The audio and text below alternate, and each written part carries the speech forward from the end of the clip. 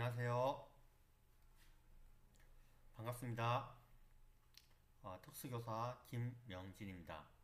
먼저 직장 내 장애인식 개선 전문 강사를 취득하게 된 계기는 학교에서 장애 학생들을 열심히 교육하는 것과 함께 우리 장애 학생들이 살아가는 지역 사회에 있는 시민들이 장애 이해 및 장애 수용 정도가 높아지면 자연스럽게 사회통합이 되지 않을까 생각해서 자격증을 취득하게 되었습니다. 실제로 지역사회에서 장애인에 대한 차별과 편견이 없고 장애 이해도가 높은 경우 취업에도 유리하기 때문입니다. 그래서 매년 2번 정도 가까운 학교에서 강의를 시작하게 되었습니다. 올해는 우리 반에 대소변 처리가 힘든 학생이 있어 외부 강의는 못 가는 상황이라서 외부 강의는 못 나갈 것 같습니다. 네, 2025년에는 율곡초등학교 그리고 성희중학교에서 강의를 하였고 2024년도에는 엄호중학교, 대령초등학교에서 강의를 하였습니다. 2023년에는 조마초등학교, 한일여중에서 강의를 하였습니다. 강의를 진행하기 앞서 아이스 브레이킹으로 폭탄 돌리기를 한 후부터 설명드리도록 하겠습니다. 선생님들, 제가 이 게임을 한 이유가 있는데요.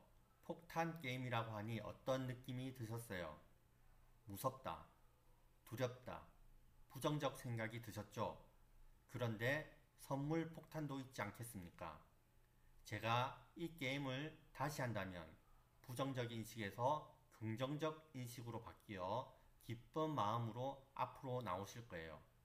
제 바람이 있다면 이 강의를 마칠 때쯤 혹시 장애인에 대한 부정적 편견과 생각을 가지고 계신 분이 있다면 장애인에 대한 생각이 긍정적으로 바뀌었으면 좋겠습니다. 이와 마찬가지로 학교 현장에서 학생들을 대상으로 장애 이해 교육 시간에 장애를 어떻게 바라보는지 물어보면 대부분의 학생들이 부정적인 단어를 사용하여 표현합니다.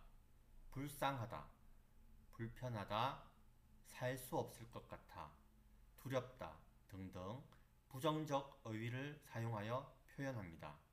그러나 주변의 장애 학생들 또는 장애인들과 함께 경험한 학생들은 긍정적인 어휘를 사용하여 표현한다는 데 차이점이 있습니다.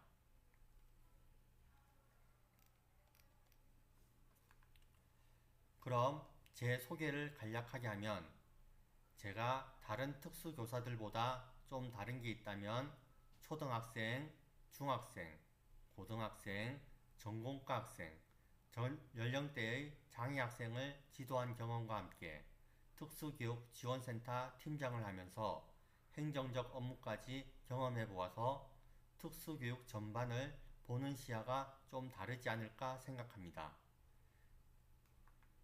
그리고 자격증을 참 많이 취득했는데 취득한 이유는 현장에 나가보면 사회복지사, 직업재활사 선생님들이 참 많은데요.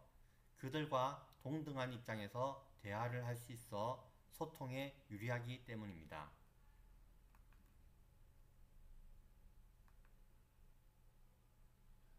먼저 장애에 대해 알아보겠습니다.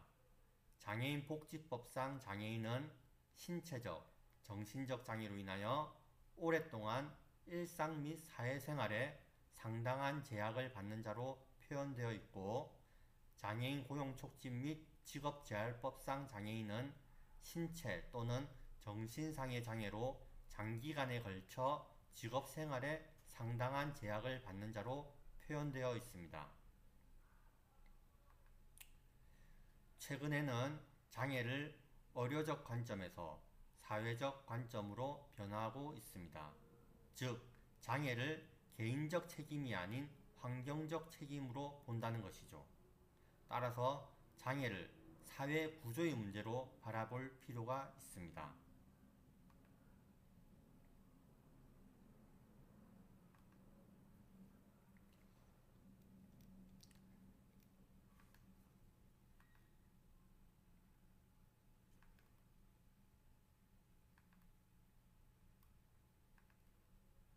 다음으로 장애인 복지법상 장애를 알아보도록 하겠습니다. 총 15가지 장애 유형이 있습니다. 참고로 장애인 등에 대한 특수교육법상 장애 유형은 총 11가지가 있습니다. 예를 들면 건강장애나 학습장애 같은 경우 장애인 복지법상 장애인 등록은 안 될 수 있으나 학교 교육 현장에서는 특수교육 대상자로 선정되어 지원을 받을 수 있습니다.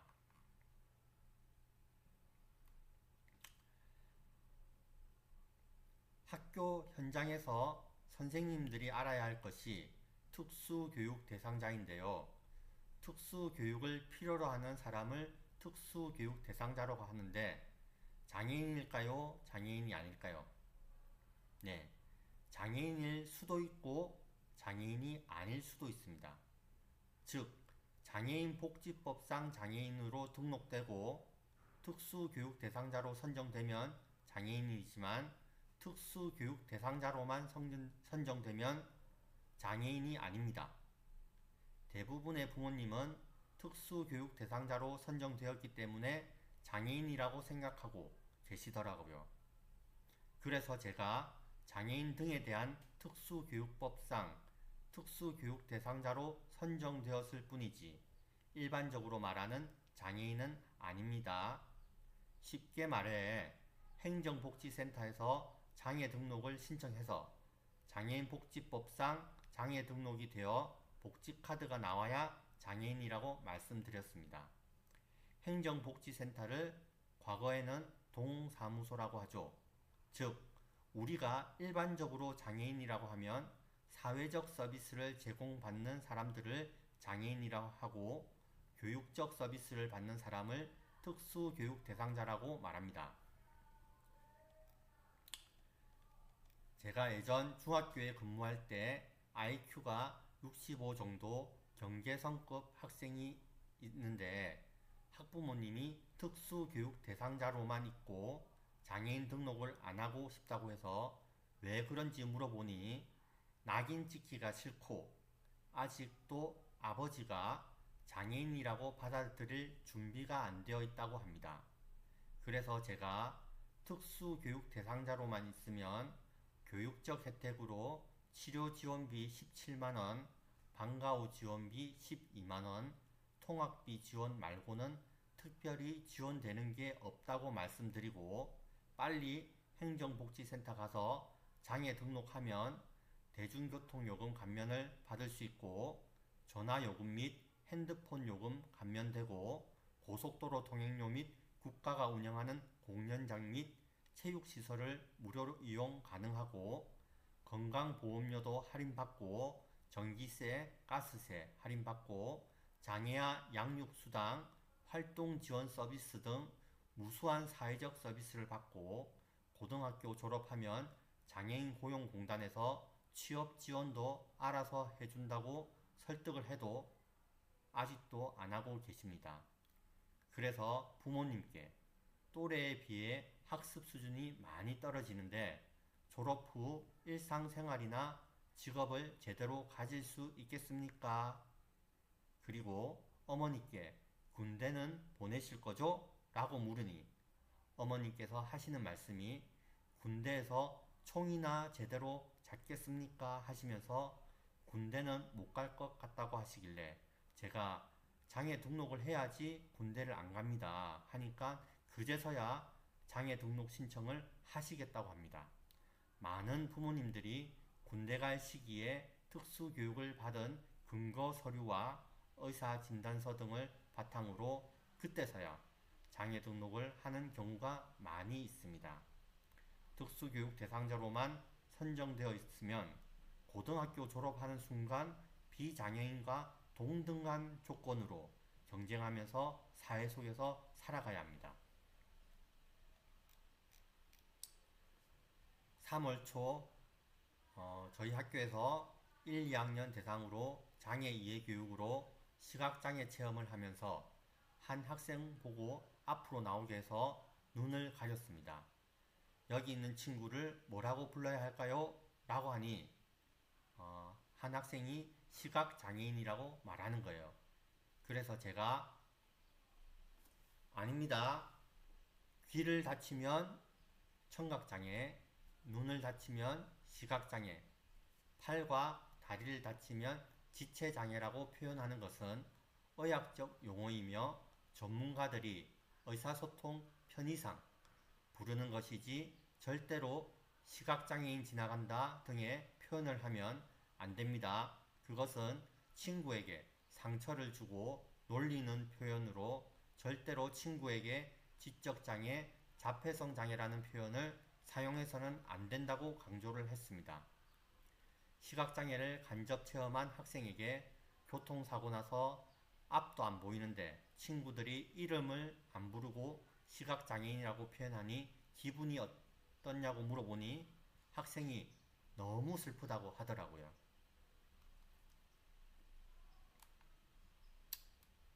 그럼 학교에서 알아야 할 사항을 안내드리도록 하겠습니다.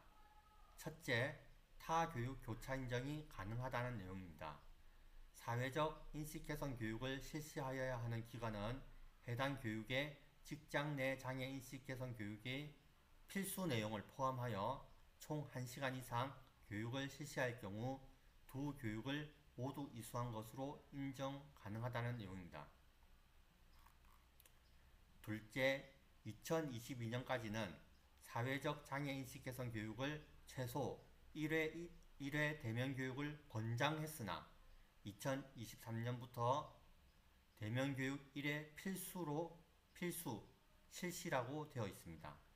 즉, 대면 교육 미실시 기간은 원격 교육 불인정이라고 되어 있습니다.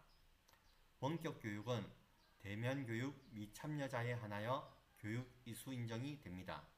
선생님들이 많이 듣고 계신 경상북도교육청 연수원 2026년 법정의무교육과정 직무연수에 사회적 장애인식 개선 교육이 포함되어 있습니다. 세 번째는 교장 선생님께서는 올해 안에 장애인식 개선 및 장애인권 관련 내용이 반드시 포함된 특수교육 관련 연수 3시간 이상 이수하여야 합니다. 2024년부터는 특수학생이 1명 이상 배치된 일반 학교 교감, 원감 선생님까지 확대되어 3시간 이상 이수하여야 합니다. 넷째, 통합 학급 담임 선생님께서는 특수교육 관련 직무 연수 15시간 이수를 권장하고 있습니다.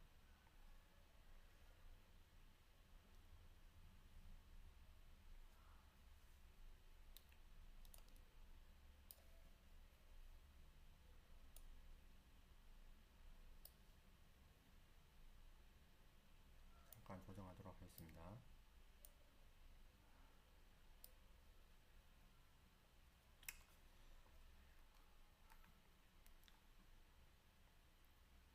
다섯째, 학생들을 대상으로 장애 이해 교육 연 2회 이상 의무적으로 실시해야 합니다.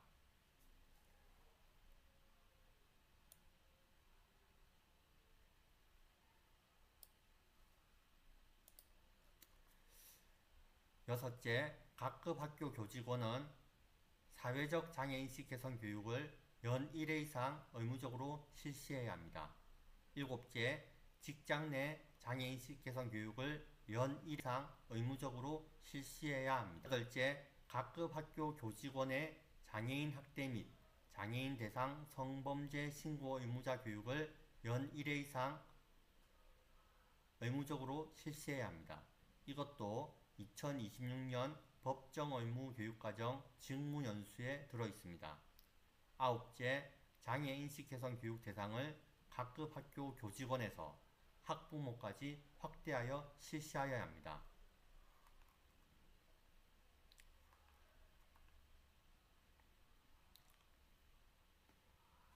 인권 문제가 최근에 사회적 이슈가 많이 되는데 장애 문제가 곧 인권 문제라고 생각하시면 되겠습니다.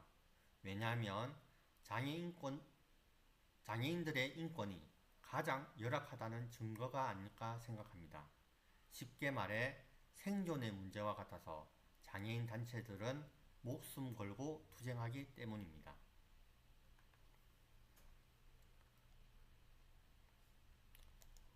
관련 법들 중에는 장애인 차별금지법이 있습니다. 우리나라에서는 2008년 4월에 최초 입법화되어 모든 생활 영역에서 장애를 이유로 차별해서는 안 된다는 것으로 인간으로서의 존엄과 가치를 구현하는 것을 목적으로 하고 있습니다.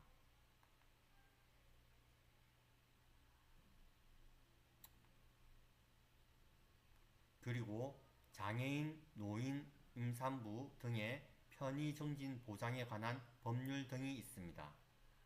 이 법의 원칙은 공공 건물 및 공중 이용시설을 이용함에 있어 가능한 최단 거리로 이동할 수 있도록 편의시설을 설치해야 합니다. 신축 건물의 경우 설치 기준에 따라 의무적으로 장애인 편의시설을 함께 설치해야 합니다.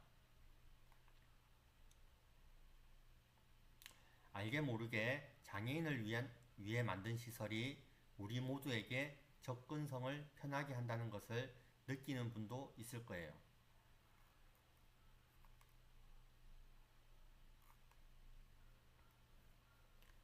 다음으로 장애인 고용 촉진 및 직업 재활법이 있는데 50인 이상 사업장에는 장애인을 의무적으로 고용해야 합니다.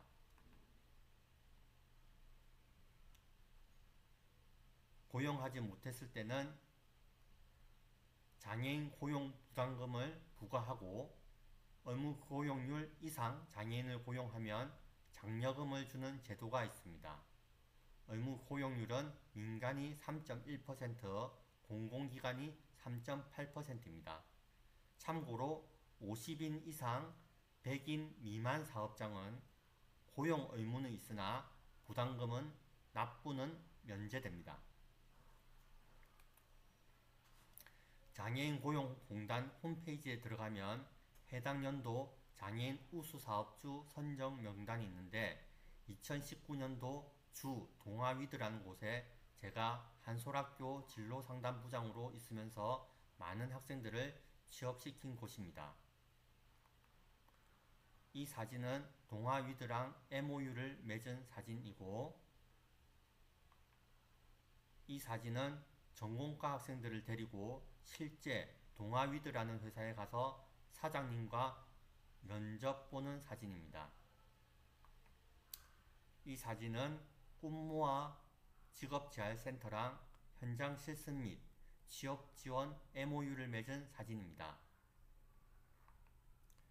이 사진은 저희 전공과 학생들을 데리고 꿈모아 보호작업장에서 매월 1회 현장 실습하는 장면입니다. 이 사진은 사회적 기업 3개 회사가 연합해 근로자 및 보호자 워크숍 때 강사로 초빙되어 장애인 및 보호자를 초청해 직장에서 장애인 근로 태도에 대해 강의했던 사진입니다. 그런데 장애학생 진로 지도를 하면서 가장 어려웠던 부분이 장애학생 취업 지도도 아니고 지역사회 사장님을 설득하는 것도 아니었습니다.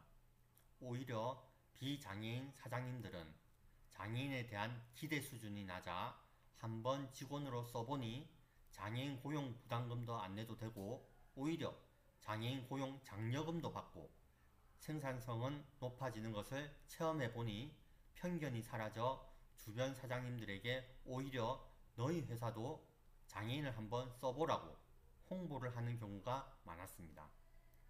그러나 가장 큰 걸림돌은 장애 아동을 둔 부모였습니다.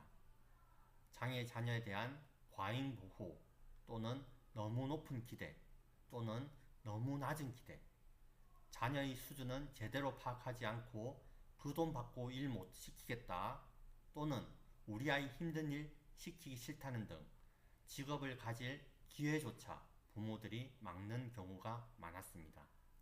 한 번은 장애인 고용공단에서 대학병원에서 직무 분석을 통해 장애인들이 할 수 있는 직무에 장애인들을 배치하는 프로젝트에 전공과 학생 1명 면접 보기로 한 당일 부모님께서 새벽에 연락 와서 오늘 면접 보러 가기 힘들다고 하시는 거예요.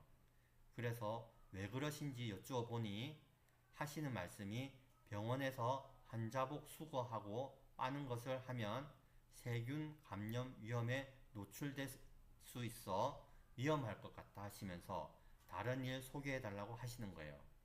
이미 약속된 면접인데 담당자에게 연락해서 양해를 구했던 기억이 있습니다. 이런 일뿐만 아니라 여러가지 취업 지도에서 가장 큰 벽을 느꼈던 것이 장애 자녀를 둔 부모였습니다. 제가 타시도 전출로 땡땡 특수교육지원센터 팀장으로 발령받았을 때 마숙자 교육장님이랑 차담을 나눌 기회가 종종 있었는데 교육장님이 김천 특수교육 발전을 위해 무엇이 필요한지 물어보길래 제가 그때 말씀드렸던 것이 첫째는 장애 자녀를 둔 부모 교육, 둘째는 통합교육, 셋째는 진로 및 직업 교육이라고 말씀드린 기억이 있습니다. 장애인에 대한 편견과 차별이 얼마나 심각한지 대도시에 가보면 실감하실 거예요. 실제 제가 겪은 일인데요. 신설 특수학교인 땡땡학교에 발령받아 집을 구할 때 부동산에 가보면 지도가 있잖아요. 그런데 땡땡학교 부지가 비어있는 거예요. 생긴 지가 4년이 지났는데도. 제가 근무하는 학교가 표시가 안 되어 있어 부동산 사장님께 물어보니 특수학교라서 사람들이 부정적 인식이 강해 빈 공터로 표시되어 있다고 하시고 땡땡학교 생길 때 찬반이 심했다고 하시더라고요. 근무하는 학교가 빈 공터로 표시되어 있으니 기분이 영 안 좋았습니다. 이러한 예로 영화로 나온 것이 있는데 학교 가는 길이라는 영화입니다. 잠깐 보도록 하겠습니다. 저 강서 40년 살았습니다. 근데 당신 못 되면 뭐하러 왔는데? 철도에서 왔습니다. 뭐라고? 찬성을 왔습니다. 아니 내가 나한테 어떻게 나오라고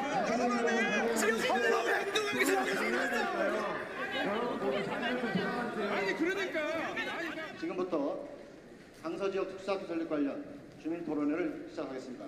공립 한방 어려운 건립은 지역 발전을 위해서 아주 중요한 사업입니다. 참담하고 분통하고 심통한 마음으로 특수학교 설립 철폐를 위해서 특수학교를 반대하는 게 아닙니다.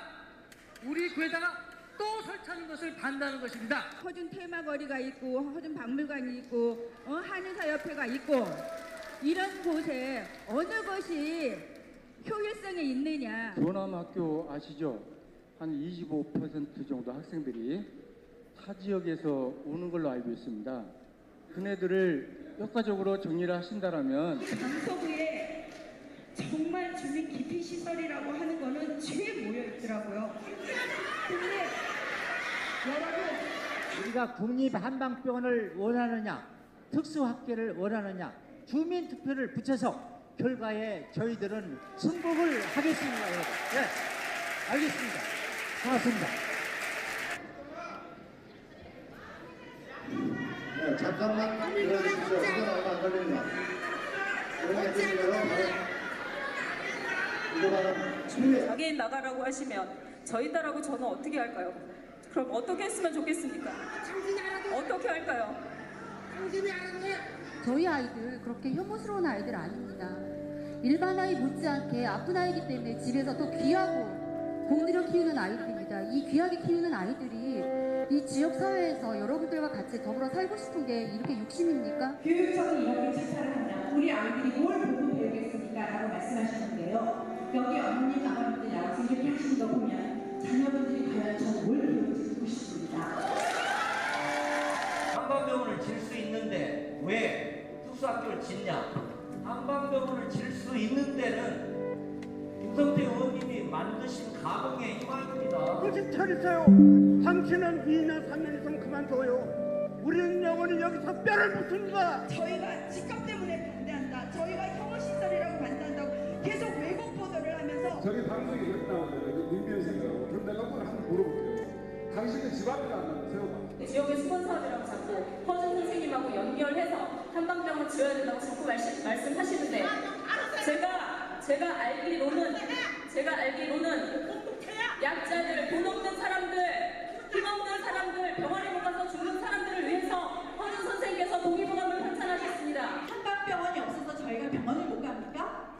유네스코 멋진 거리, 겉으로 보기만 해야 강서가 멋진 구가 됩니까? 아닙니다. 강서 주민이 이런 림비 현상 없애고 우리가 이 학교를 수용했다. 이거는 길이길이 역사에 남을 일입니다.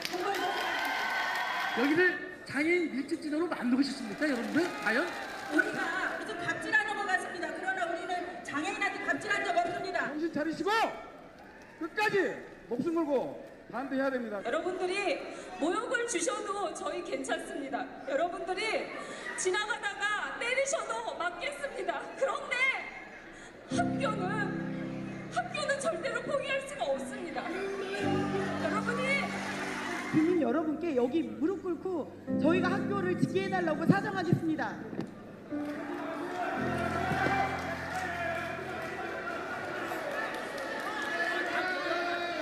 좋아하지 마라. 저게 100% 줘라고. 짱구들은 무수동이야. 조용히 하고. 회사하지 마. 자, 이럴 시에는 우리 토론회를 그만둡시다. 여기서 시간을 흘러가면 안 된다는 얘기입니다. 도와주십시오. 하얀 이동도 도와주세요. 도와주세요. 하얀 이동도 도와주세요. 하얀 이동도 살아야 되겠다. 하얀 이동도 살아야 되겠다. 하얀 이동은 죽어야 됩니까? 하얀 이동 죽어야 하는 겁니까?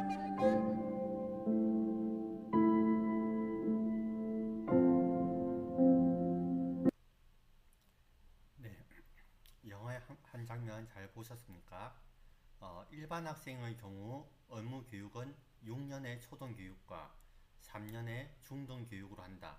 즉, 의무교육 기간이 중학교까지이지만 특수교육 대상자는 유치원, 초등학교, 중학교, 고등학교까지 의무교육으로 한다라고 되어 있는 게 차이점입니다. 그럼 현실은 어떻습니까? 장애가 경하면 당연히 일반 학교의 특수학급에 배치받아 통합교육이 이루어지면 좋겠지만 장애가 심한 중증, 즉 대소변 처리도 힘든 장애 아동의 경우 집중적인 서비스가 제공되는 특수학교에 보내게 됩니다. 제가 살고 있는 곳에서는 가까이는 상주 상이학교랑 구미에 있는 구미 해당 학교가 발달장애아를 교육하는 특수학교죠. 그런데 생각해 보십시오. 몸도 가누기 힘든 중증장애 학생들이 버스로 동네마다 돌며 학생들을 태우고 왕복 2시간 이상 거리를 매일 통학하는 게 쉬운 일일까요? 이곳에서 부산까지 가려면 차로 2시간 거리인데 매일 몸도 가누기 힘든 중증장애 학생들이 부산까지 통학한다고 생각해 보십시오. 쉬운 일이 아니겠죠? 앞서 특수학교 설립 부지에는 원래 폐교된 초등학교 부지인데 왜 폐교가 되었는지 살펴보도록 하겠습니다. 92년에 개교하고 그 이후에 3년, 4년 동안은 최고 많을 때 아까 그 1200명 가까이, 그러니까 46학급을 유지할 때가 있었어요. 그때는 모든 가구에 학생 수가 2명 이상 있었던 거예요. 근데 그 친구들이 중학교, 고등학교 가면서 다시 새로운 그 취약아동이 영입되지 않고 그대로 노인들이 계속 거주를 하다 보니까 뭐 자연스럽게 그 학생 수가 감소했죠. 거기에다가 한층 더 떠서 공진초등학교는 유일하게 임대 아파트만 학구가 됐어요. 그 우리 초등학교의 학구는 지역을 나누게 돼 있거든요. 근데 그 일반 분양을 하게 되면 그 지역으로 들어오지 않으려고 하는 거예요. 그러니까 그 지역이 낙후되고 또 낙후된 지역의 학생들하고 함께 하기 싫다는 그러한 기피 현상 때문에 더 그게 가속됐죠.